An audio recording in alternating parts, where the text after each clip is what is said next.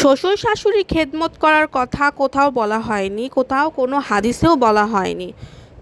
শুধু খেদমত করতে হবে স্বামীর। তবে শ্বশুর শাশুড়ি দেখাশোনা করা, তাদের খেদমত করা, তাদের সেবা করা, এটা করতে পারলে অনেক সোয়াব। যেমন কোনো বৃদ্ধ মানুষের বা বয়স্ক মানুষের সেবা করা সোয়াব, ঠিক তেমনই শ্বশুর শাশুড়ির সেবা করাটাও সোয়াব। তবে এটা বাধ্যতামূলক নয় যে আপনাকে করতেই হবে, এমনটা কিন্তু না।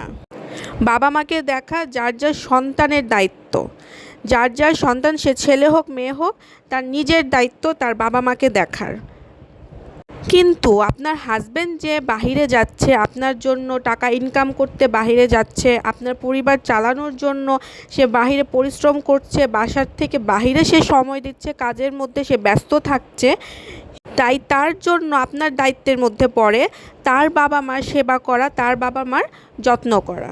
আপনার একটা রেসপন্সিবিলিটি স্বরূপ একটা আপনার হাজবেন্ডের প্রতি সৌহার্দ্যপূর্ণ একটা আচরণ। স্বামীর প্রতি ভালোবেসে যে সে স্ত্রী বা ওয়াইফ যে কাজটা করছে, এর জন্য অবশ্যই তার প্রতি কৃতজ্ঞতা থাকা উচিত, তাকে কৃতজ্ঞতা দেখানো উচিত, তার প্রতি সবসময় কৃতজ্ঞ থাকা উচিত। এটা হচ্ছে সবথেকে সুন্দর, যেটা আমাদের ধর্মে আছে, আমাদের ইসলাম ধর্মে আছে। তো কিন্তু বর্তমান সমাজে এটা হচ্ছে উল্টা। আপনাকে ধরে, আপনার ওয়াইফ বা স্ত্রীকে ধরে মারপিট করা হচ্ছে, বাসা থেকে বের করে দেওয়া হচ্ছে, জোরপূর্বক তাকে দিয়ে দায়িত্ব পালন করা হচ্ছে, তাকে অবশ্যই তার বাবা মাকে সেবা করতে হবে, তার বাবা মার সব কিছু করে দিতে হবে, জোরপূর্বকভাবে করতে হবে, নাইলে মারপিট করছে।